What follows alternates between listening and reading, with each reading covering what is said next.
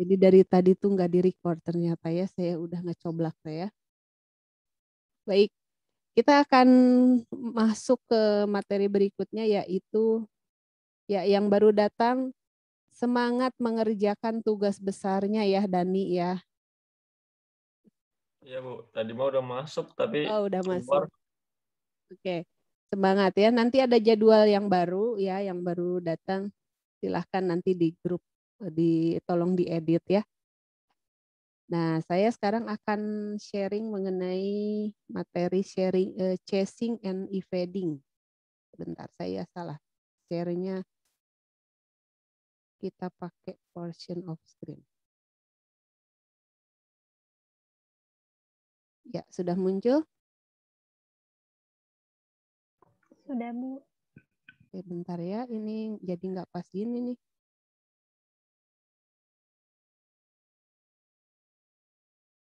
Cukup mungkin lah segitu ya. Oke. Ininya mungkin saya perbesar.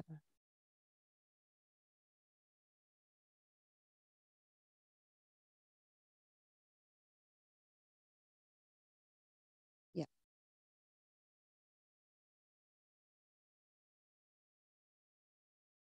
Baik, kita akan bahas chasing.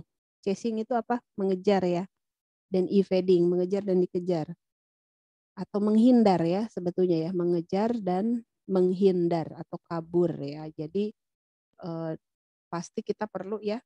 Ini nanti kalian juga di gamenya akan memerlukan ini. Saya hanya memberikan algoritma yang sangat-sangat sederhana. Mungkin memberikan gambaran aja bahwa ini loh namanya chasing and evading di dalam dunia game yang pakai pixel dan juga dalam dunia game yang pakai grid gitu ya. Ya dalam kebanyakan game di sana pasti ada kecerdasan buatan ya, pasti ada game AI ataupun mungkin AI-AI-an gitu ya, game AI tapi AI-nya AI-AI-an ya, illusional AI gitu ya. Kita udah bahas itu belum ya? Kayaknya belum ya illusional AI atau sudah ya? Waktu FSM kayaknya ya. Sekilas Bu di FSM kemarin. FSM ya ada ya tentang bahwa di game itu ada AI, ada illusional AI ya. Intinya kita tetap butuh AI, AI-nya tanda kutip, ada AI yang akademik AI dan ada AI yang illusional AI gitu ya. Nah, di sini kita tetap butuh chasing and evading dan ini paling sering dibahas ya bahwa si NPC itu pasti harus bisa bergerak sendiri mengejar si tokoh ya atau mungkin si NPC-nya kabur karena tokohnya terlalu kuat atau kayak Pac-Man gitu ya. Kalau Pac-Man biasanya kan kalau si Pac-Man-nya udah makan ini ya, makan buah, nah ini hantu gitu ya. Si hantu itu kan biasanya ngejar si Pac-Man ya. Kalau Pac-Man-nya udah makan buah, biasanya kan kebalikannya ya. Si Pac-Man-nya yang mengejar si hantu, hantunya yang evade. Nah gitu, jadi dia bisa evade, dia juga bisa chase. Nah begitu si Pac-Man makan buah, dia akan evade. Nah kayak gitu kita harus menanamkan nih perilaku terhadap si ghost ya. Perilaku apa? Ya perilaku yang tadi chasing and evading. Cuman kalian pernah bayangkan nggak gimana sih cara dia bisa chasing waktu dia ada di labirin gitu, kok dia bisa tahu gitu ya si Pac-Man-nya itu akan kemana. Misalnya si hantu ada di sini jalan-jalan, terus ada Pac-Man lewat, terus dia langsung kejar gitu ya ke sini. Nah itu juga kita harus berikan algoritmanya. Oke, anggap aja gambar saya ini bagus ya. Nah berarti di sini ada pathfinding ya, cari jalur gitu ya. Si Pac-Man-nya ini kan akan pergi kemana-mana. Cuman kalau misalnya dia di luar jangkauan area, katakanlah kita tetapkan bahwa di radius, nah radius dalam, radius luar gitu ya, radius paling luar, katakan seperti itu ya. Kalau misalnya si Pac-Man-nya obstacle bercollide, kita udah bahas collision detection ya, dia collide dengan radar dari si Ghost, berarti si Ghost ini mau nggak mau harus mengejar si Pac-Man, iya nggak? Nah berarti dia harus cari jalur kemana sih saya harus berjalan gitu ya. Karena dia kan di dalam labirin-labirin seperti ini, pasti di situ ada banyak, ini adalah obstacle ya, akan ada banyak obstacle. Ya, untuk yang baru hadir, silakan nanti lihat jadwalnya ya. Raffi berapa persen tuh progresnya ya untuk tugas besar. Oke, kemudian dia akan cari jalur, misalnya ini katakanlah dunianya begini ya. Nah, si ghost-nya di sini. Terus secara tidak sengaja, misalnya dia melihat si Pac-Man lagi jalan, kelihatan gambarnya. Nah, dia pergi ke sini, kan si ghost ini harus mikir, saya harus jalan mana nih? Apakah ke sini atau ke sini atau kemana? Nah, itu kan pathfinding. Dia harus punya algoritma itu. Sehingga tadi ya, pathfinding itu adalah bagian dari game AI. Dan di sini tentunya akan juga melibatkan ada obstacle ya. Kalau kita bicara obstacle, kita akan melibatkan juga collision detection ya. Collision detection. Jadi menurut Stephen Woodcock bahwa collision detection itu juga adalah bagian dari game AI gitu. Dan memang teknik-teknik untuk collision detection ini gimana ya? Nggak hanya cuman tabrakan, mendeteksi tabrakan, nggak cuman itu aja ya. Collision detection juga bisa dipakai untuk steering behavior. Steering behavior juga bagian dari game AI. Nanti kita insya Allah kalau sempat kita bahas steering behavior kalau sempat ya. Karena saya masih berpikir saya pengen ngasih tidak hanya pathfinding gitu. Saya lagi mikir gimana caranya tercapai materi-materi yang lain karena di sini juga kan kita ada sebetulnya ya ada JST. Kalian udah pernah belajar JST? Belum ya? Nah, ini saya agak bingung ya, jaringan saraf tiruan atau pengenalan pola atau machine learning ya. NN ya, neural network. Neural network berarti kan kita bicara machine learning. Nah, kalau bicara machine learning, saya jadinya agak-agak kejar-kejaran tumpang tindih kalian belum belajar machine learning, tapi di game itu ada machine learningnya gitu loh. Jadi kalau mau diajarkan ke sana gimana ya gitu. Jadi paling nanti saya lihatlah mana yang paling possible untuk diajarkan ya. Kalau misalnya mau pakai NN ya saya hanya bahas secara garis besar aja gitu ya, garis besar. Jadi mungkin saya akan menawarkan beberapa algoritma yang bisa dipakai misalnya dari machine learning juga kan nanti ada deep learning ya. Bisa dipakai juga untuk game. Machine learning, deep learning itu ya, terus ada juga algen ya. Udah pernah belajar algen? Algoritma genetik? Belum juga.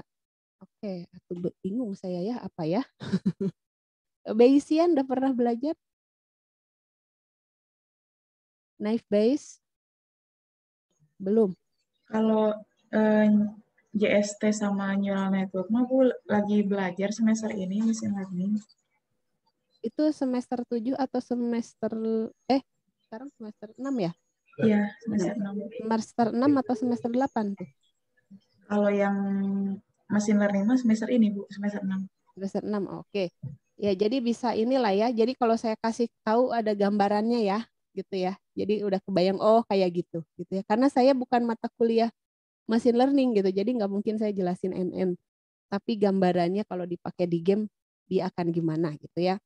Oke, jadi nanti saya akan lihat ya, kita cari kondisi gimana nih Pak Betot-Betot sih sebetulnya ya saya mau bahas steering behavior atau mungkin yang tadi gitu ya. Oke, kita lihat nanti aja ya, lihat sikon ya. Nah, jadi itu termasuk semuanya ya dalam game AI ya. Nah, kita udah belajar AI, kalian udah kuliah AI. Apa itu AI? Saya rasa kalian udah tahu banget ya.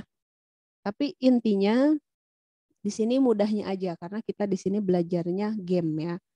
Intinya adalah kemampuan komputer atau mesin untuk melakukan kegiatan. Ya, ini berpikir gitu ya, membutuhkan kecerdasan yang dimirip-miripin sama manusia gitu ya.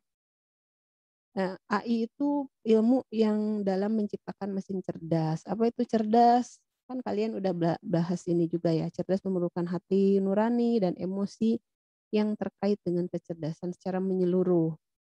Kemudian ada kemampuan untuk memecahkan masalah, ini ya, memecahkan masalah. Ya, jadi intinya kita akan buat si tokoh atau si NPC itu memiliki yang disebutkan apa itu cerdas tanda kutip ya. Saya bilang cerdas tanda kutip. Yang dalam hal ini untuk kabur dari kejaran mangsa ya.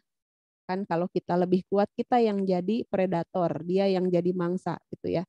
Tapi kalau kita sebagai playernya lebih lemah, maka berubah, dialah yang menjadi predator, kitalah yang menjadi mangsanya ya. Nah, di sini juga ada perilaku akhirnya ya, kan kalian udah belajar AI deterministik, non deterministik. Ini apa sih efeknya AI deterministik terhadap si NPC ya, terhadap si NPC seperti apa kalau kita terapkan AI deterministik. Kalau AI deterministik itu udah ketebak ya, segala-gala macamnya itu udah diprediksi. Jadi perilaku si NPC atau kinerja si NPC atau perilaku atau kinerja, saya tidak hanya bilang NPC tapi juga bisa saja item ya, bisa saja yang namanya item itu kan adalah mungkin barang-barang yang ada di game gitu ya, bisa saja apa ya sebutnya, soal kali ya, generating soal gitu ya. Kalau kita main kartu berarti kan tumpukan kartunya itulah yang akan menjadi soalnya ya. Gitu ya, ini ada kartu, terus ini adalah soal ya. Soal, kemudian di sini nanti dibagi-bagi gitu kan, dibagi-bagi ke beberapa player atau mungkin enggak sih, enggak beberapa player, mungkin hanya 2 player, kartu untuk kita dengan kartu untuk si NPC ya. Nah, jadi dibagi-bagi gitu si kartunya ya. Nanti dikasih ada berapa kartu, misalnya ada 7 kartu masing-masing kalau suka main remi. Nah, itu juga membutuhkan ini ya, membutuhkan sebuah algoritma gitu ya. Oke, saya bahas dulu yang ini ya. Jadi deterministik itu perilaku atau kinerja yang ditetapkan dan dapat diprediksi. Intinya ini diprediksi. Tidak ada yang namanya ketidakpastian. Semuanya udah ketebak, udah kebaca ya sama kita ya sebagai programmer. Contohnya menggerakkan NPC dari satu koordinat ke koordinat lain. Misalnya ini ada rumah ya. Di sini ada sungai mungkin ya, di sini ada batu, ada pohon gitu ya, anggap ya tuh gambarnya bagus ya. Terus di sini ada peti misalnya ya, apa gitulah ya. Nah, terus di sini kita punya player yang mau kita gerakkan, kita pakai point dan klik di sini ya, klik. Kita mau kasih tujuannya, goalsnya di sini. Nah, berarti si tokoh ini entah itu player ataupun NPC, dia kan harus bergerak dari koordinat A ke koordinat, katakan ini koordinat B ya. Nah, ini kan udah jelas ya, udah jelas bahwa inputnya adalah koordinat A. Kira-kira apa saja nih inputnya menurut kalian? Inputnya akan apa aja? Terus ini kita proses, lalu ini outputnya adalah path. Ya, kira-kira inputnya apa aja? Ada yang tahu?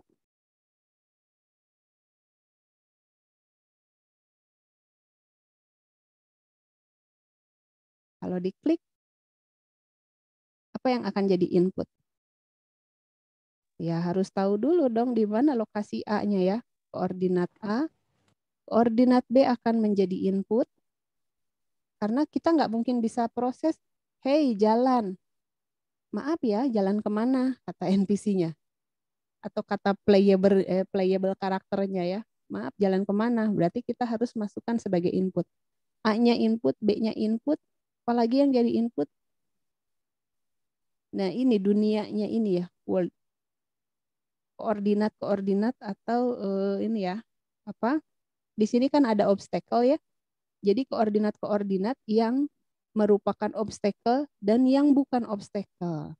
Nah, itu ya. Jadi saya akan sebut saja sebagai word map.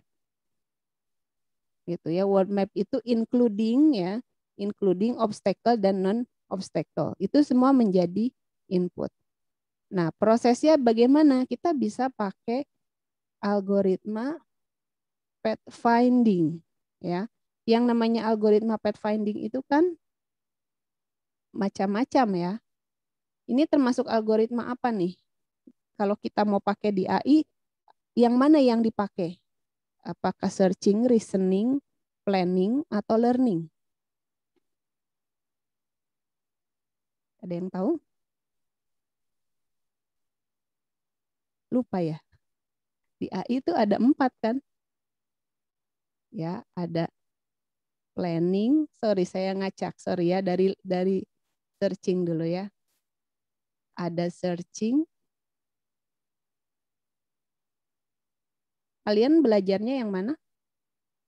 Ada planning. Tidak urut sepertinya ya. Ini reasoning. Dan juga ada learning. Yang mana yang dipakai untuk pathfinding? Kayaknya sih searching, Bu. Oke, yes, betul ya, searching. Betul sekali. Kita bisa pakai searching. Searchingnya mau pakai apa nih? Nah, ini kita boleh. Kalian dulu pernah belajar apa? BFS, DFS, Dijkstra, ya. Misalnya mau Astar. Yang paling banyak dipakai itu biasanya Astar. HP Astar. Mau pakai Dijkstra. Tuh, saya Dijkstra ya. Atau mau pakai Nana S ya. BFS, DFS apa S lagi gitu ya. Mau pakai algoritma greedy, terserah banyak gitu. Jadi bisa dicoba-coba gitu ya. Cuman ya memang iya codingnya nggak enak. Iya kalau kita codingnya dari nol, scratch from zero, kalian nggak pakai library tentunya tidak enak gitu ya. Tapi ini untuk pembelajaran. Nah kalau di skripsi gimana? Topik-topik ini bisa nggak dipakai atau digali, dikombinasikan dengan algoritma lain, teknik lain, metode lain? Bisa banget gitu ya.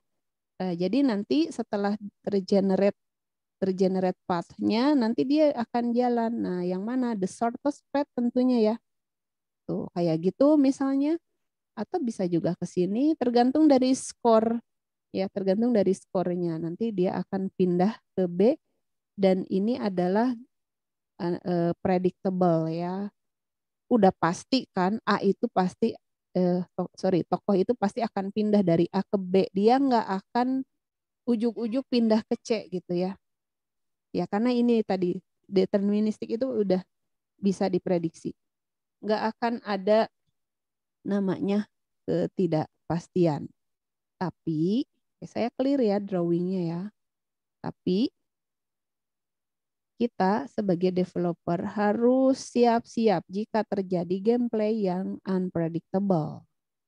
Harus kita antisipasi yang gimana yang unpredictable ya tidak tahu gitu ya. Saat kondisi di game dimainkan oleh si player kan kita tidak tahu ya akan terjadi apa di sana. Seperti itu. Nah, kemudian ada juga yang non-deterministik ya, AI non-deterministik yang mana akan menyebabkan si NPC, entah itu NPC, entah itu item. Saya kalau bilang item itu nanti ada banyak ya. Item itu bisa saja dia apa? Koin misalnya ya. Bisa saja dia nih ya NPC atau item. Item itu bisa saja koin, bisa saja item-item penunjang si tokoh yang kayak eh, pedang ya, armor, potion kayak gitu-gitu ya. Bisa aja dia enemy placing. Kenapa sebut item ya? Menurut saya sih termasuk item juga. Jadi penempatan enemy juga kan harus kita pikirkan ya, mau di random atau mau pakai algoritma something gitu. Koin juga sama, mau di random penempatannya atau mau pakai algoritma something. Misalnya saya pengennya menempatkan koinnya pakai algoritma genetik, meni heboh pisannya, ya nggak apa-apa gitu ya. Kalau kita bicara akademik AI ya why not? Saya pengen menempatkan koin di dalam world game saya pakai algen. It's okay gitu ya. Saya ingin menempatkan item-item yang mana misalnya item-itemnya itu kita punya ada 100 item. Nah, itu kan udah pantas ya kalau kita pakai algen ya. Diletakkan di dalam world map menggunakan algen. Dan ada persyaratannya misalnya bahwa dalam satu area, nih kalau kita punya world, anggap aja gitu ya, dalam satu area ini, nah gitu ya, mungkin nggak boleh kayak gini, misalnya nih saya mau kasih 100 item. 100 item disebar. Nah, masing-masing item ini ada skornya. Misalnya item yang kayak receh-receh gitu ya, yang misalnya cuman herbs ya. Herbs itu paling skornya 1 gitu ya. Maksudnya nggak terlalu bermanfaat. Sampai mungkin kita akan punya sampai armor yang paling luar biasa yang mana skornya adalah 10. Coba kalau misalnya ini ya, misalnya kita letakkan semuanya pakai random, kita random nih 100 ini di random di dalam world map. Ini ya, kita punya world map, kita random, terus diletakin random. Kebayang nggak nanti akan ada kondisi di sini level 1 isinya armor semua yang skornya 10. Semuanya di sini. Kan kita nggak mau seperti itu ya. Kita pengennya merata ya. Di sini mungkin level 1 isinya adalah herbs yang cuman poinnya 1. Mungkin ada 1 buah armor tersembunyi di secret level misalnya. Gitu ya. Jadi kita punya persyaratan, kita punya rule ya bahwa setiap area itu skornya harus 20 misalnya. 20 tuh apa yang ini nih kan setiap item punya skor. Ini cara saya ya, cara saya. Tapi cara kalian mungkin akan beda. Saya emang nggak akan pakai skor dan saya nggak akan 20. Mungkin saya akan pakai kategori, misalnya kategori itemnya itu biasa aja gitu ya. Terus sampai luar biasa gitu ya. Kalian kasih kategori seperti itu, di mana biasa itu adalah nilainya 1, luar biasa itu adalah nilainya 5 misalnya. Kan beda-beda kan gitu. Makanya kalian mau ambil topik manapun kalau misalnya gamenya sama tetapi datanya dan cara kita mengartikan data dengan cara berbeda dari sudut pandang kita, itu udah jadi satu judul penelitian gitu ya. Jadi bisa aja nih saya sama kalian misalnya ya, kita sama-sama bikin penelitian ini tetapi data ininya beda. Itu udah 2 judul penelitian. Judulnya misalnya optimalisasi atau apalah gitu ya. Peletakan item pada game menggunakan algoritma genetik. Udah jadi judul tuh kan. Terus nanti temennya, saya mah gamenya sama tapi ada yang beda Bu. Oke boleh. Optimalisasi atau apa gitu ya, peletakan senjata pada menggunakan algen. Preprocessingnya mungkin bisa beda dan itu akan jadi 2 judul yang berbeda karena preprocessingnya beda, secara kedataan juga beda ya. Tapi kita sama-sama pakai algen. Keluarannya sama nggak? Keluarannya sama-sama mungkin adalah lokasi peletakan ya, lokasi peletakan. Gitu. Kebayang maksud saya? Bayang ya? Jadi di sini akan ada inputnya adalah ini ya, nanti outputnya nih, inputnya adalah item-item tadi dengan skornya, dengan segala rule-nya, aturannya, lalu di generate pakai algen dan hasilnya adalah lokasi-lokasi. Karena kan algen itu kan sebetulnya menurut saya ya algen itu adalah kombinasi yang udah diperkeren gitu ya. Nah, akhirnya nanti akan lahirlah kombinasi-kombinasi koordinat ya, koordinat untuk meletakkan si item-item tersebut. Jadi nanti lahirlah outputnya itu adalah koordinat ya, koordinat dan item pada koordinat tersebut. Jadi nanti mungkin akan muncul koordinat 1,2 mah itemnya herbs, koordinat 5,5 itemnya handbag misalnya. Hand sanitizer loh, itu jadi game Corona ya gitu. Corona World misalnya. Boleh aja kan? Pada game Corona World, tuh judulnya gitu ya, pada game Corona World bergenre RPG dengan menggunakan algoritma genetik. Sok, itu udah jadi judul. Semester depan kalian TA ya. Apakah ada contoh lain? Tentu ada ya. Tadi kan memiliki tingkat ketidakpastian agak terduga ya. NPC-nya belajar untuk beradaptasi. Contohnya ya, kayak game-game berantem. Apa ya contohnya kalau game berantem? Saya mah pemain Street Fighter, jadi udah lama nggak main, nggak tahu zaman sekarang apa. Kalau game lawas mah kayak Tekken meureun Bu. Tekken, iya betul ya, Tekken, Street Fighter. Yang sekarang apa? Mortal Kombat, Bu. Oh iya bener, Mortal Kombat ya, saya belum main. Iya, itu kan juga si lawan kita harus belajar ya. Dia harus belajar dari mana? Dari data latih. Kalian udah belajar NN kan, jadi udah tahu kalau saya bilang data latih ya. Dia udah kasih data latih nih sama developer, tapi kan kadang-kadang mungkin dia punya data yang baru yang dari kita, dari player. Ya, ada data yang sudah dilatihkan dan juga ada yang diujikan ya dari data uji. Tuh kan, jadi sebetulnya algoritma-algoritma di AI yang udah kalian pelajari itu sangat bermanfaat untuk penggunaan di game ya. Nah, jadi non-deterministik itu kita bisa pakai JST, Bayesian, algen, atau teknik learning yang lain. Gitu. Nah, terus ini juga ada ya algoritma flocking. Flocking itu salah satu tadi tuh saya ngomong apa? Steering behavior.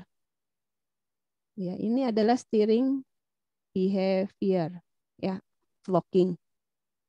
Ini contoh salah satu perilaku yang hadir tanpa adanya instruksi ya.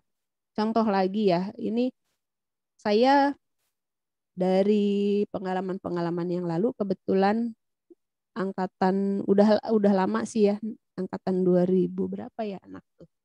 2009 kalau nggak salah ya. Saya lupa angkatan berapanya, saya lupa. Tapi dia meneruskan penelitian saya di game manasik haji yang RPG dulu saya pernah liatin. Saya pernah liatin kan ya? Pernah, Game Bu. RPG manasik haji. Tapi di area SAI, ini sudah agamis ya gamenya ya. Tapi di area SAI itu saya bilang, saya belum punya nih di area SAI-nya. Kalau gitu, gimana kalau bikin ini aja? Akhirnya jadi TA tuh ya. Di area SAI-nya itu kita bikin kan kalau naik haji atau gitu-gitu suka ada pemandu haji ya, anggap aja lah namanya PH gitu ya, pemandu haji ya. Nah, kita bikin perilaku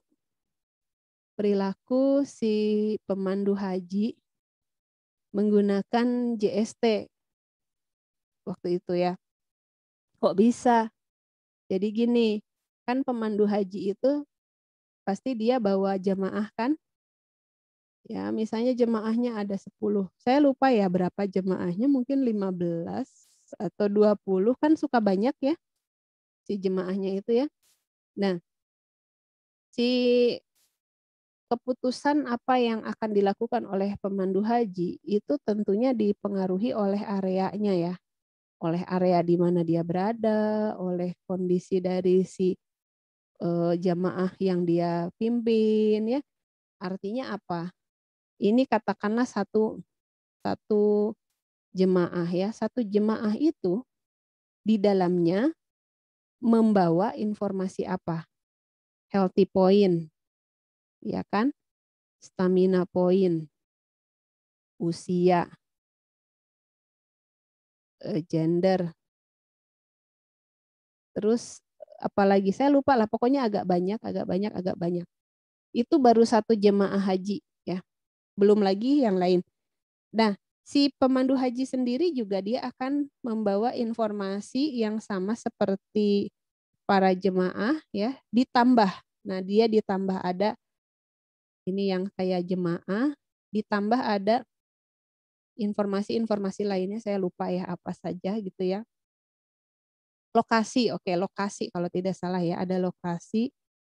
Terus lokasi, kenapa sih lokasi itu penting? Karena di area sa'i itu ada yang ketika area di mana kita berlari-lari kecil ya. Jadi ini area sa'i ini ya, kayak gini. Kan ini mulai ya dari Safa ke Marwah gitu ya. Aduh ini kita jadi kayak kuliah agama ya. Nah kan muter-muter terus ya. Berarti kan ada lokasi, terus ada jumlah putaran. Udah 7 kali belum? Gitu kan.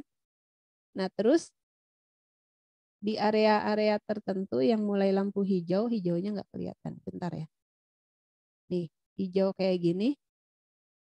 Itu adalah area di mana si jemaah harus berlari kecil. Nanti kan si pemandu haji harus ngasih tahu, hey di sini lari kecil. Nanti dia ngomando, perilakunya berarti kan mengkomando untuk lari kecil gitu. Dan di dalam perilakunya juga di situ ada yang lain ya. Dia ada namanya dia lagi jalan, dia lagi lari, dia lagi ngomong, dia lagi mencari. Banyak banget perilakunya. Jadi akhirnya inputnya itu,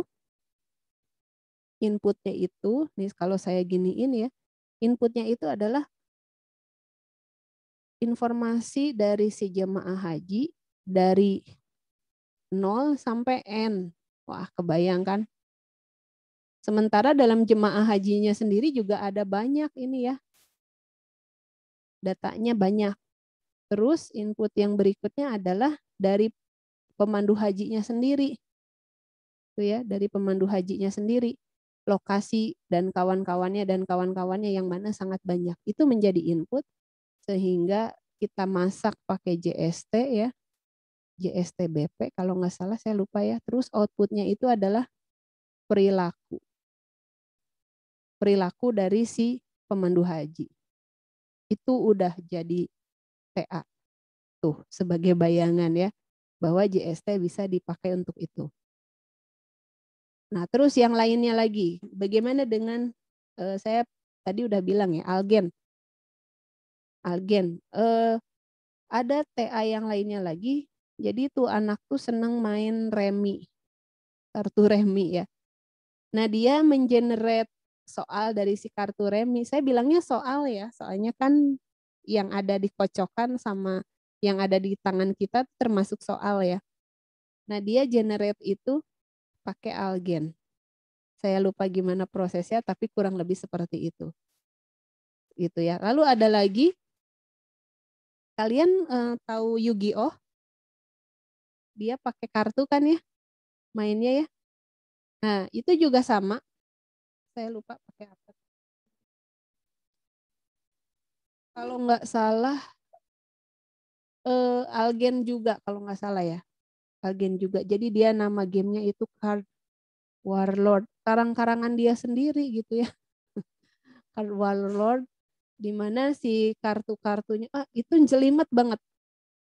Jadi dia emang seneng gitu ya. Jadi si kartunya tuh jelimet banget Bu, ini kartu serangan, ini kartu defense, ini kartu apa, kan kalian tahu lah ya kalau suka nonton Yu-Gi-Oh, dia bikin game kayak gitu.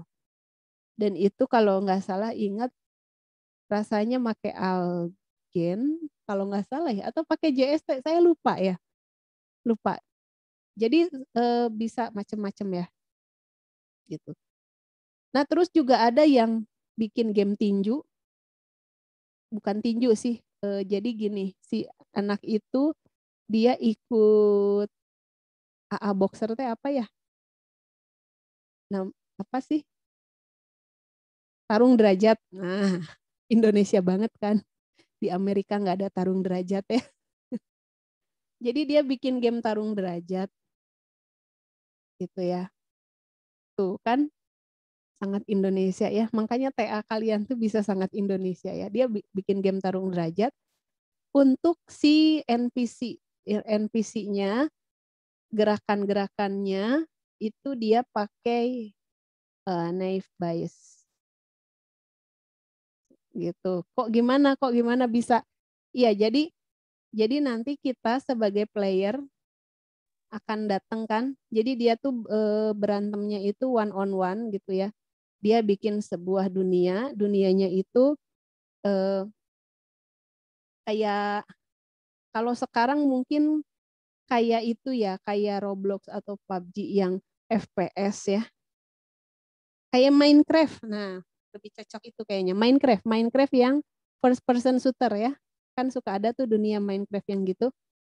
Nah, kalau Minecraft atau PUBG itu kan tembak-tembakan ya. Ini dia zaman dulu, dia dunia FPS yaitu ya udah saya arahin jadinya FPS-nya bukan tembak-tembakan tapi tarung derajat. Jadi kalau ketemu orang, ketemu lawan itu bukan ditembak ya, tapi tarung derajat, bertarung one on one gitu ya, one on one. Jadi ketemu orang tinju gitu ya. Nah, si ininya yang dia bahas ya, si NPC-nya yang dia bahas, dia bisa berantem dengan disematkan algoritma ini ya, pakai naive bias. Kayak gitu ya. Terus nanti kalau udah menang gimana? Pergi lawan lagi yang lain, kayak gitu aja terus ya.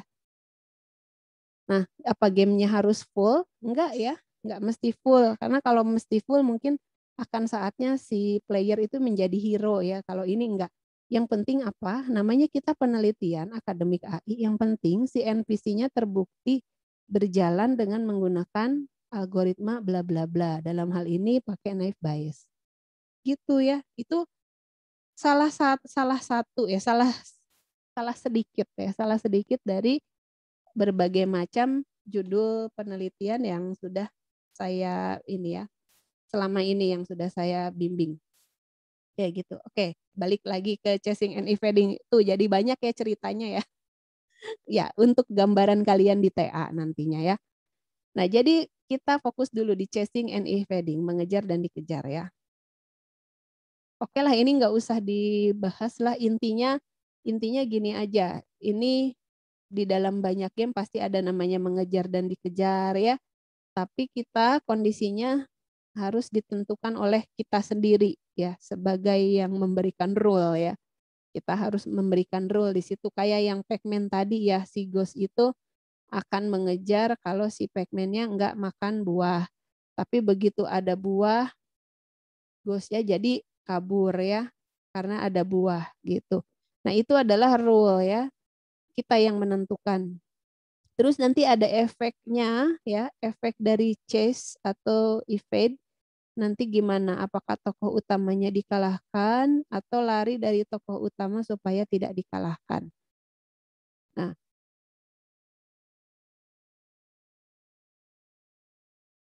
Nah, ini adalah algoritma yang paling simple dalam mengejar dan dikejar ya. Ini kita ceritanya mengejar aja ya. Yang ngejar itu namanya predator, yang dikejar itu namanya mangsa. Ya, mestinya ini tokoh ya, tapi kenapa saya malah matahari yang jadi tokohnya ya? Nggak apa-apa lah M ya, matahari ya, mangsa ya. Ini predatornya yang Mr. Smile ini ya. Nah, the simplest and easiest to program, dia adalah kayak dulu kita udah belajar gimana caranya menghitung jarak ya. Dia itu ngitung jarak terus ya, ngitung jarak. Ini perulangan, dia looping. Dia jalan kan dikit, udah nyampe belum? Oh, belum. Gerak lagi dikit pakai looping kan, udah nyampe belum? Oh, masih belum. Nah, ini sampai di sini udah nyampe belum? Belum juga. Jadi dia terus-terusan menghitung namanya jarak. Semakin kecil jarak, misalnya udah di sini ya, makin kecil jarak berarti akan semakin bisa dicapai si mangsanya. Dan kalau jaraknya udah kecil banget sampai 0, berarti mangsanya dapat gitu ya. Tentu di sini kita tidak mempertimbangkan obstacle, tidak mempertimbangkan kecepatan dan juga arah muka dari si predator. Kan kalau mempertimbangkan arah muka kayak gini ya, misalnya lagi lihat ke atas, mangsa ada di sini. Berarti kan di sini harus ada wajahnya belok dulu ya, sebanyak alfa, baru dia kejar gitu ya. Nah ini the simplest easiest to program itu tidak memperhatikan arah muka predator. Intinya dia gerak aja gitu ya. Nah kalau mau mempertimbangkan arah muka gimana? Masih ingat ya kuliah sebelum UTS kita pernah bahas di sana ya. Pakai arkus tangan ya. Nanti dapat alfanya. Gitu ya. Nah ini adalah algoritma yang sederhana, menurut saya sangat sederhana. Kalau satuannya pakai pixel ya. Oke, di layar monitor kita udah tahu ya, kirinya 0,0-nya itu di kiri atas ya. Terus kalau predator, nah ini ya kita hitung ya. Ini predatornya. Kalau predator X, ini X-nya dari si predator lebih besar daripada mangsa X. Nah ini ya. Oke, for your information, ke sini itu X positif ya. Ke kiri itu X negatif. Kalau Y-nya gimana? Ke atas Y negatif, ke bawah Y positif. Seperti itu ya. Ini kalau di dunia OpenGL tuh kayak gini. Di C++ seperti ini juga ya. Nah, ini kita lihat kalau predator X lebih besar daripada mangsa X, maka apa yang terjadi? Si predatornya harus gerak ke sini kan ya. Jadi PX-nya kita turunkan. Mundur ya. Kalau predator X lebih kecil daripada mangsa X, nah yang ini, maka predator X-nya harus ditambah ya supaya dia geser ke kanan. Maka yang Y-nya juga sama ya. Yang Y-nya gimana? Nah, ini PY, ini MY. Ya, kalau MY-nya si mangsa lebih gede dari PY berarti ini PY-nya naik ya. Kalau ini lebih kecil berarti PY-nya turun. Nah, gampang ya. Kayak gitu aja ya. Nah, kalau kabur gimana? Kalau kabur, kalau mangsa X, nah mangsa X ini ya lebih besar daripada predator X. Gimana supaya kabur? Mangsanya berarti harus ke arah sana ya, ke kanan. Berarti mangsa X plus plus. Berarti yang ini gimana? Arahnya? Mangsa MX X-nya? min min. Ya betul ya, mangsa X min min. Ini salah ya, mangsa X. Terus kalau Y-nya? Kalau ini mangsa Y. Plus plus Bu. Oke, betul. PY, MY, ininya MY-nya plus plus. Yang ini Min min. kalau MY-nya lebih kecil berarti MY-nya min min ya. Gampang ya. Nggak ada masalah untuk seputaran itu. Nah, kalau tadi kan untuk lingkungan yang pixel ya. Nah, sekarang untuk yang kolom baris atau kita sebut saja nantinya kalian akan ketemu namanya grid, tiled grid ya. Ini tuh kayak ubin. Nanti itu adalah tiled grid. Ini sama aja, cuman bedanya kalau yang ini kan namanya kolom, yang ini namanya baris ya, row. Jadi ini juga sama, kalau P row ini P call dulu ya, P call lebih besar dari M call berarti jadi rame gini. Nah gini.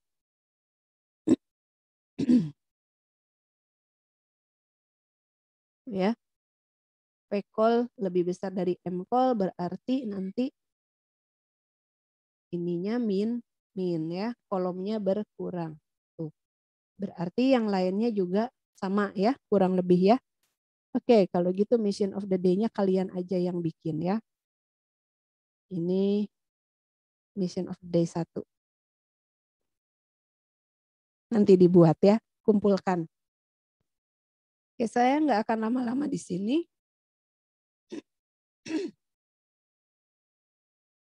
Kita udah pakai yang ini kan ya.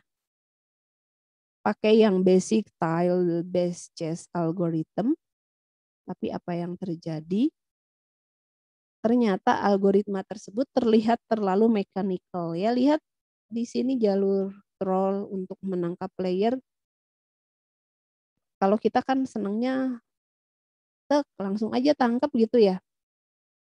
Tapi kalau pakai algoritma yang tadi itu kan terkesan hanya 8 arah ya. 8 arah itu ketika si playernya kolomnya naik ke sini kan, atau kolomnya turun, atau row-nya naik, atau row-nya turun. Ya, NPC ya di sini ya. Terus yang 4 arahnya lagi yang mana? Gabungan ya, gabungan antara. Ini kolom berarti ya, kolomnya naik dan row-nya turun ke situ kan ya. Atau sebaliknya, kolomnya turun, row-nya naik. Lalu di sini ada juga kondisi, salah ya gambarnya. Nah, ini juga ada kondisi di mana dia kolomnya naik, row-nya naik, ya. Lalu yang ini ada kolomnya turun, row-nya turun. Ada 4 ya. Nah, berarti yang kita sedang pilih untuk kasus ini, si troll mengejar si player pertama yang ini dulu kan. Kolomnya naik, row-nya turun. Setelah itu dia pilih row-nya turun. Nah, jadi deh gambarnya kayak gitu di sebelah ini. Tuh ya.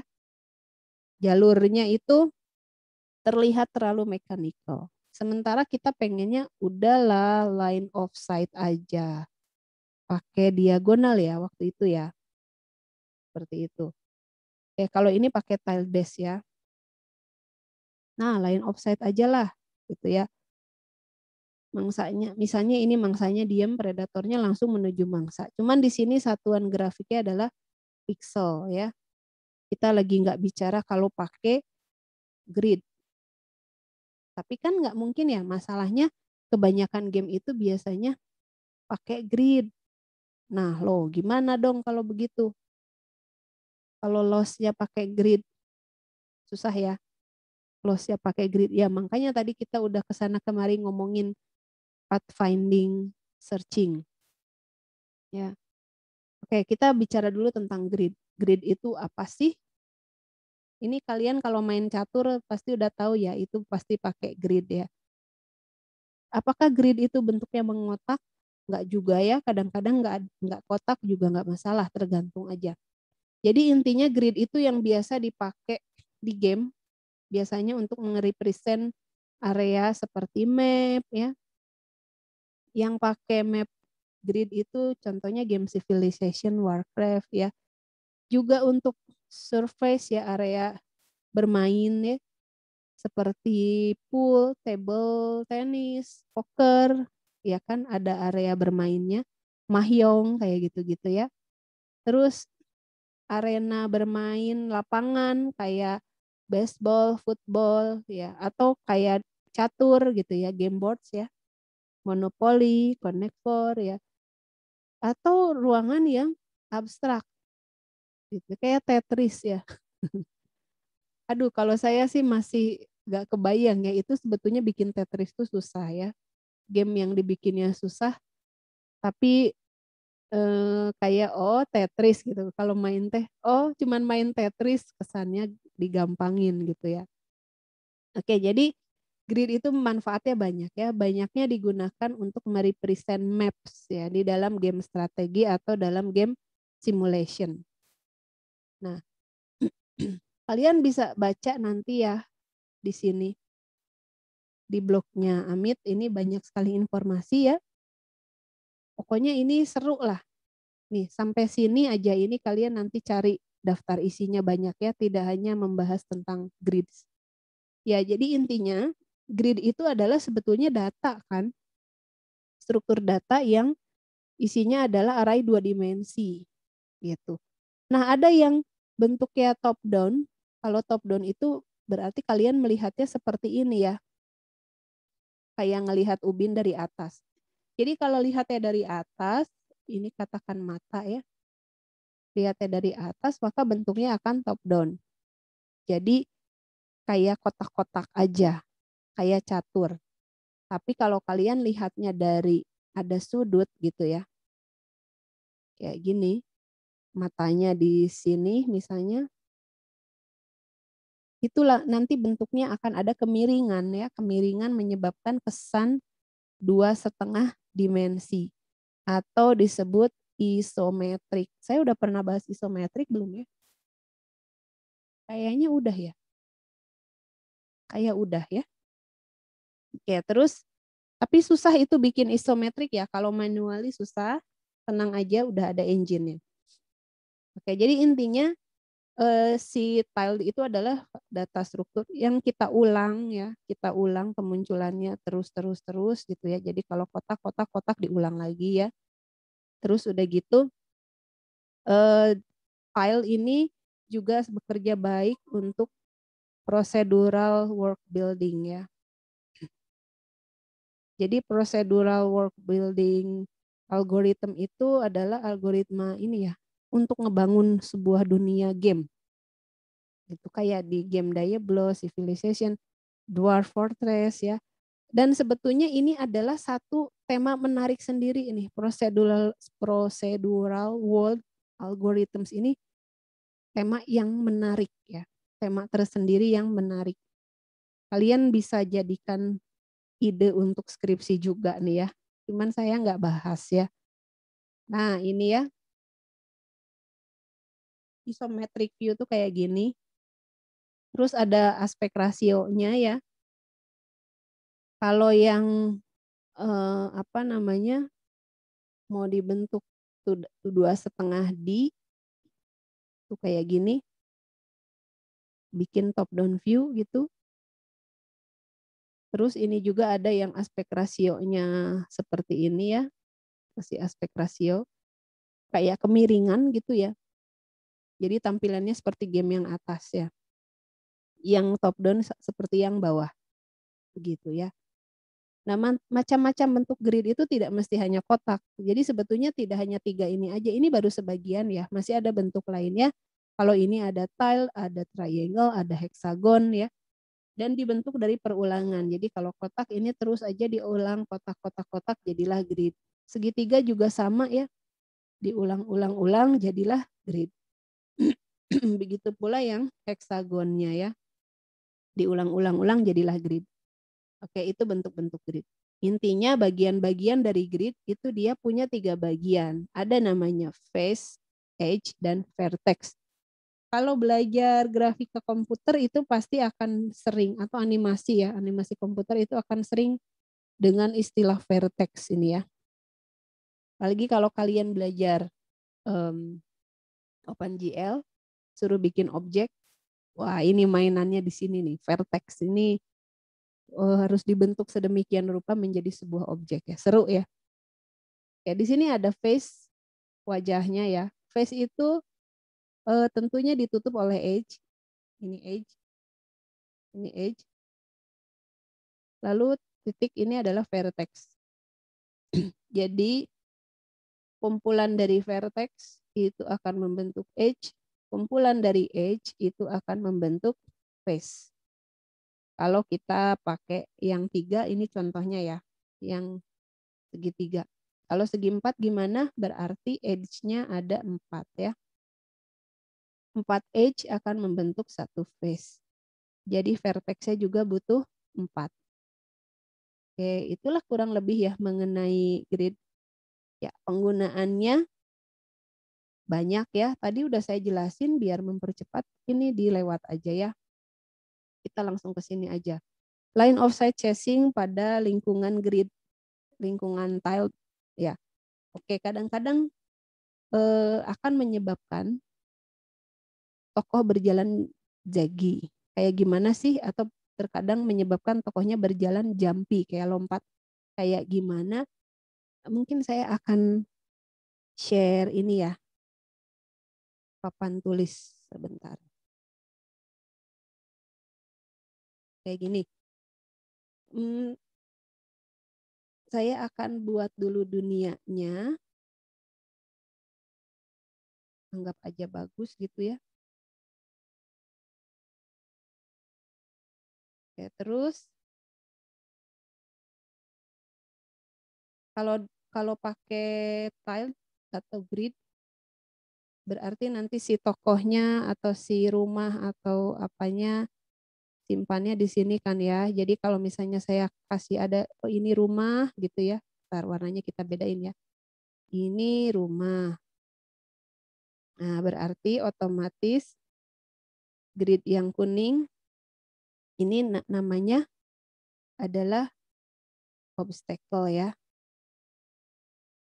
Gitu ya. Terus yang merah itu adalah objek ya, objek atau obstacle juga ya. Cuman kalau yang merah itu objek secara visualnya ya, kalau yang kuning itu adalah secara datanya ya, obstacle. Jadi data grid yang dianggap sebagai obstacle. Karena kalau kita mau pakai pathfinding butuh kayak gini-gini kan. Nah, sekarang kita pakai warna apa ya? Kita pakai warna hijau aja deh. Ada tokoh. Nih di sini ya. Mau kita suruh jalan ke sini. Oke. Kita pakai line of sight yuk gitu kan. Tadi katanya oke pakai line of sight aja. Katanya begitu. Saya kasih warna oranye ya. Gimana caranya? Yuk kita tarik garis. Tek. Udah tuh garisnya. Nah kalian kebayang nggak dia jalannya kemana aja? Kalau ke garis ini kan yang ini nih. Itu antaranya ya. Grid atas sama grid bawah. Ya enggak? Kemana? Oke, kalau gitu dipermudah. Kita line of sight yuk. Yang beririsan dengan garis itu adalah jalur. Berarti yang mana yang akan jadi jalur? Saya kasih stemnya.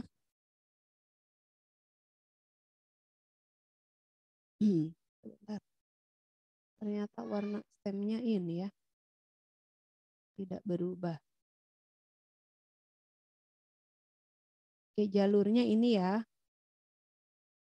Yang bintang ya. Ini ya kan. Tek. Oh ya, oh tidak berubah warnanya. Itu kan ya yang beririsan. Ini beririsannya kecil ya. Tek. Ini beririsan. Ini juga. Ini juga. Ini juga. Ini juga. Ini. Ini. Gimana jalannya? Ziggy nggak? Jumpy nggak? Kayak gini. Ini mau loncat ke sini. Oke. Terus dia ngapain juga dari udah kepindahkan ya. Dia pindah dari kolom 0, 1, 2, 3, 4, 5. Kita kasih nomor dulu deh. Lihat ya. Dia udah pindah nih ke kolom 2. Tapi masih harus pindah ke kolom 2. Kebayang nggak sih jalannya zigzag gitu loh. Naik, kiri, naik, kiri. Maksudnya kenapa enggak sih ini langsung lompat aja ke sini. Kalau kita ingin realistis ya, ke sini kan yang merah. Gitu kan. Tapi ini tidak realistis ya. Sekarang kita ikutin jalurnya ya. Dia ke sini, lompat. Tuh. Maksudnya lihatnya yang ini ya, yang lucu ya. Ini tuh udah tinggal ke sini kan. Tapi ngapain ke atas dulu baru ke kanan. Itu yang lucunya di situ ya. Oke, itu jadinya jumpy ya. Apakah ini merugikan? Enggak masalah sebetulnya.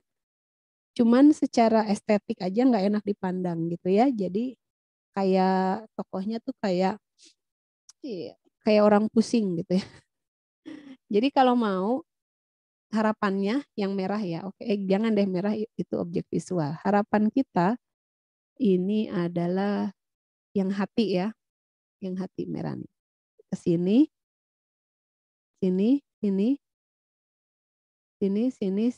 sini gitu kan. Pikiran kita mestinya begitu kan ya. Yang itu, yang lain itu nggak usah gitu. Nah, itulah sebabnya kita perlu algoritma lain. Oke, saya stop share dulu ya. Yang tadi bakalan hilang tapinya ya, ternyata ya nggak ada di dalam catatan. Nah, jadi itu namanya jaggy atau jumpy appearance ya. Dia hanya bergerak ke grid-grid yang bertabrakan atau berkolide dengan garis line of sight tadi gitu ya. Terus kita kan pakai chasing and evading yang simpel tadi yang ada 8 arah ya. Kalau pakai yang 8 arah, ini jadinya gimana? Perhatikan ya. Side based away movement, perhatikan tidak ada arah yang mendekati target. Tuh ya, ini yang jadi targetnya. Layernya, ini trollnya. Dia pakai 8 arah, nggak ada yang mendekati satupun ya. Jadinya gimana ya? Lagi-lagi, oke kalau gitu digabung katanya kan. Iya, gimana mengatasinya? Kita gabungin yuk, gabungan antara loss. Ya boleh, akhirnya jadi kayak yang tadi, ke sini dulu baru ke atas, atau langsung jebret gitu ya. Cuman ya tadi, jalurnya nggak smooth. Makanya supaya nggak zaggy, ditawarkanlah salah satu algoritma garis namanya Bresenham. Ada yang pernah mendengar nama algoritma Bresenham? Mungkin tahu? Belum pernah? Nih, belum pernah ya. Algoritma Bresenham ini udah lama sebetulnya ya, algoritma jadul ya, tapi bagus juga untuk diketahui.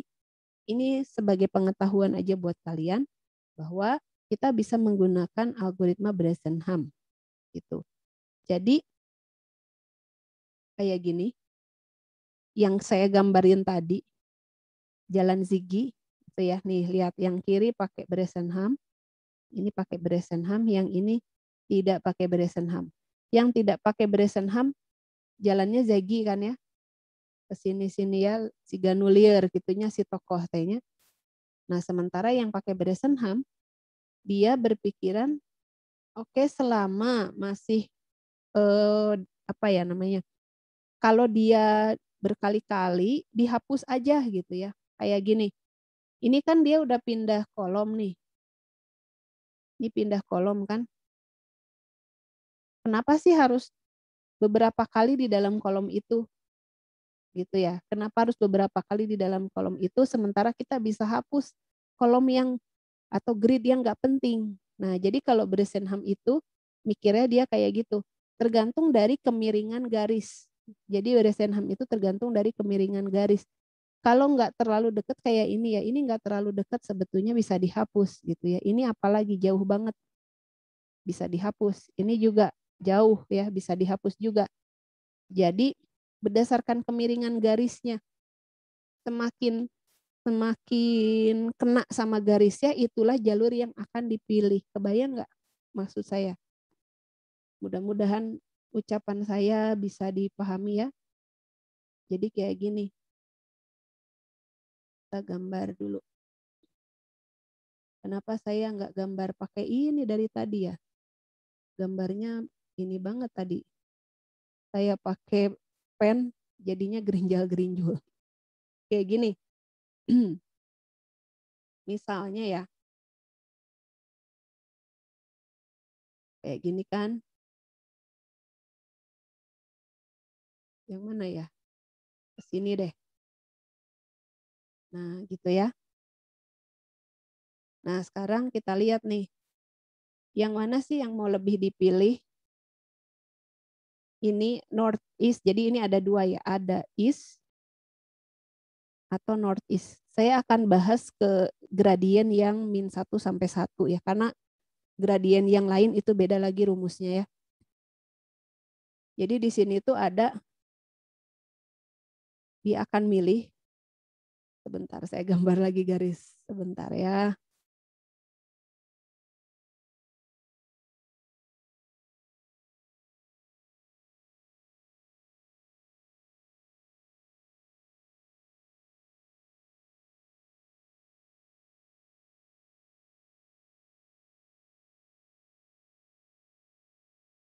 Maaf kalau bengkak-bengkok gitu ya. Nah, lihat. Ini kecenderungan untuk milih yang atas lebih besar atau lebih kecil daripada yang kanan. Mana yang bakal dipilih? Yang atas atau yang bawah? Yang bawah. Yang bawah ya. Oke, berarti itu namanya dia akan ke east ya. Dia akan ke east. Kenapa? Lihat karena dia apa sih namanya? Ya, kelihatan dari garisnya ya. Kelihatan dari garisnya. Jadi di sini ya. Nah, ini ada yang ke sini, ada yang ke kanan, ada yang ke sini gitu. Jadi kecenderungannya yang mana yang dipilih? Tentunya yang sini ya. Nah, ini lihat dari kemiringan. Jadi dia lihat dari kemiringan. Berdasarkan kemiringan garis, dia akan lebih memilih ke arah east daripada northeast. Nah, sekarang kita lokasinya ada di sini. Dari kemiringan garis, mana yang akan lebih dipilih gitu ya? Apakah dia akan ke east ataupun northeast? Gitu. Nah, kalau lihat dari garis ini, pasti kecenderungan yang dipilih adalah northeast. Gitu. Jadi kita lihat dari kemiringan garisnya. Nah, gimana cara ngitungnya? Oke, tadi ini udah dijelasin ya. Jadi dari IBM ya, tahun 65 udah lama ya. Gimana caranya? Yuk kita lihat algoritmanya. Nah, saya hanya bahas di min 1 sampai 1 ya gradiennya. Karena untuk gradien yang lain dia akan beda. Oke, ini rumusnya. Ini algoritmanya. Sebentar ya. Kita copy dulu. Nggak bisa di copy lagi nih. Oke, saya berarti coret-coretnya di sini aja deh. Karena saya butuh algoritma berdasarkan. Jadi ini ya, ada soal latihan. Misalnya kita mau pindah dari titik 1,1 ke 3,2. Kayak itu soalnya ya. Soalnya adalah dari 1,1 ke 3,2. Pakailah algoritma Bresenham. Saya akan dulu gambarkan koordinatnya ya. Kecil-kecil aja ya berhubung ruangannya sedikit.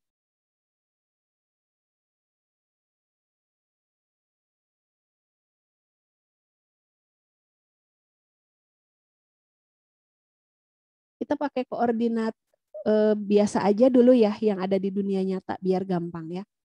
Oke, si tokohnya ada di sini kan. 1,1 sampai ke 3,2 gitu kan. Nih, 1, 2, 3, 3,2. Nah, gini ya. Ini 1, 2, 3, 1, 2, 3. Kayak gitu. Oke, saya hapus lagi, sorry. Bintangnya nanti aja belakangan.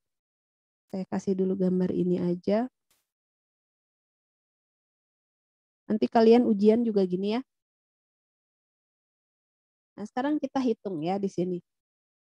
Oke, di sini ada konstanta Bresenham yang harus dihitung, yaitu piksel yang akan digambar di piksel increment E atau increment north east. Jadi ini increment E itu increment east ya atau increment north east ya. Jadi itu konstanta yang harus kita hitung. Saya akan pakai pen biru aja. Yang ini ya. konstanta increment east dan increment northeast.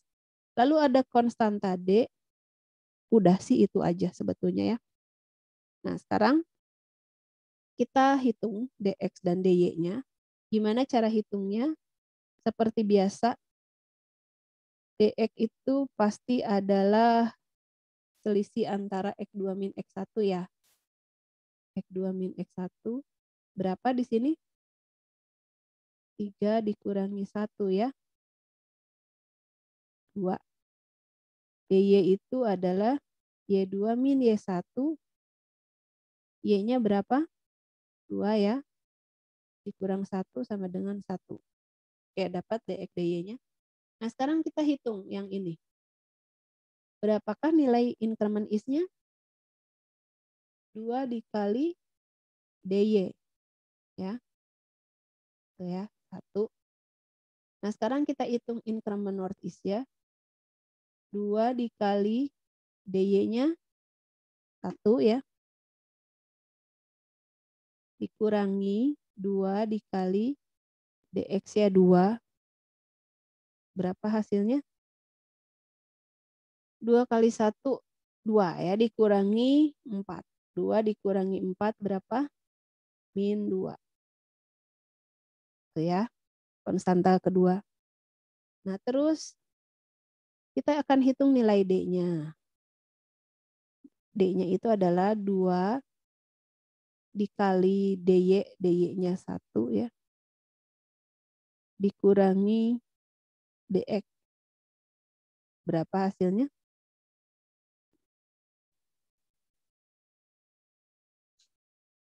Nol ya. Nah, itu ya, ada 3 nilai. Nah, sekarang kita cobain ya. Kita mulai perulangan. Namun ini puncaknya di sini. Oke, Y1 sama Y sama dengan Y1. Berarti Y1-nya tadi adalah 1 ya. Tempat kita mulai ini ya, mulai bergerak ya, 1 ya. Oke, kita mulai, kayaknya saya pakai ini aja. Oke, loop ke 1. Loop ke 1. X-nya sama dengan berapa? Masih 1 ya. X-nya sama dengan 1. Sekarang kita di sini put pixel. Nah, ini harus selalu digambar ya, jangan sampai lupa. Kita put dulu. X-nya adalah 1. Y-nya tadi berapa? Masih 1 ya. Oke, kita gambarin dulu. Kita put 1,1. Nah, berikutnya kita hitung. Apakah D kurang dari sama dengan 0? Iya enggak? D kurang dari sama dengan 0, true atau false?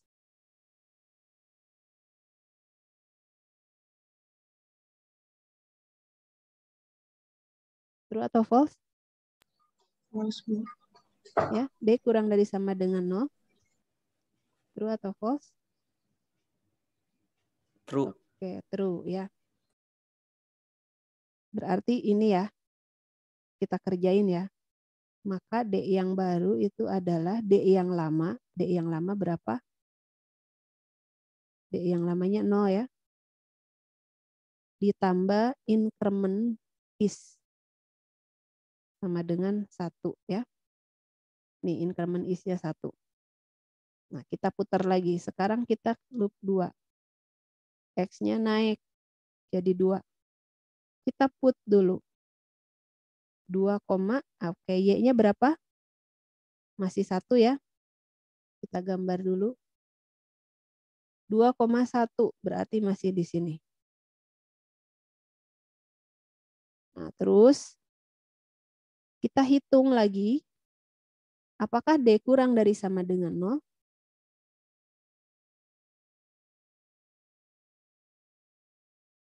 Apa hasilnya? True atau false?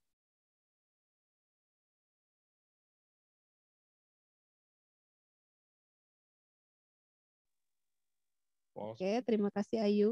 False ya. Berarti kita hitung yang di sini ya.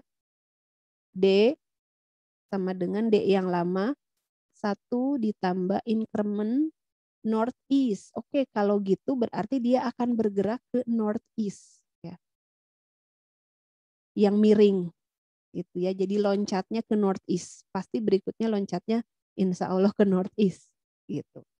Ya, increment northeast-nya adalah -2 ya. Increment northeast-nya adalah -2. Jadi di sini 1 ditambah -2 sehingga D-nya adalah 1 dikurangi 2 ya.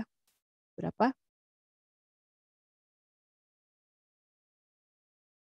-1. Oke, betul ya. -1. Nanti yang dipakai yang ini ya. Saya pindah ke sini. Y-nya bertambah ya. Nah, for your information, nilai slope itu adalah 1. Nilai slope itu adalah 1. Jadi Y-nya itu adalah tadinya 1 ditambah 1. Jadi sekarang Y-nya 2. Oke, sudah. Nah, sekarang kita looping yang ketiga.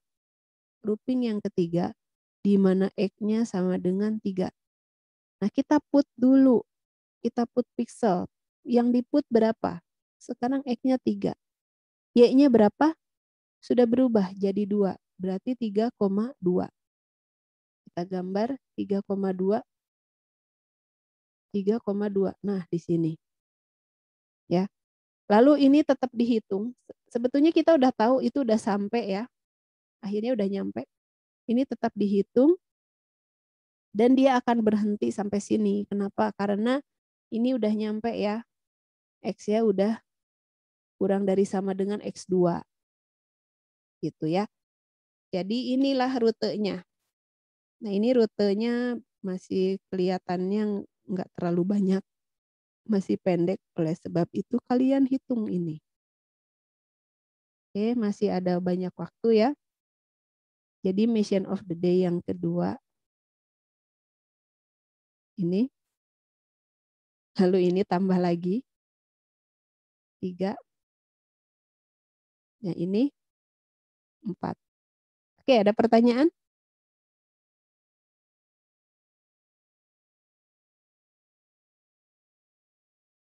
Saya langsung nerbitin 3 ya. Mission of the day-nya ya. Tuh ya. Ya, slide-nya saya kasih di Sinau, silakan nanti kumpulkan tugasnya di Sinau ya. Jangan lupa mengisikan attendance dan juga jangan lupa selesaikan tugas besarnya. Kita akan presentasi di nanti tanggal presentasi tugas besar di tanggal 17 dan 18 ya. Oke, sampai ketemu lagi. Ini ada pertanyaan dulu nggak nih? Cukup? Belum. Belum ada pertanyaan. Oke, nanti dipelajari lagi slide-nya ya. Oke, kalau tidak ada pertanyaan cukup sampai di sini. Nanti rekamannya saya upload insya Allah ke YouTube.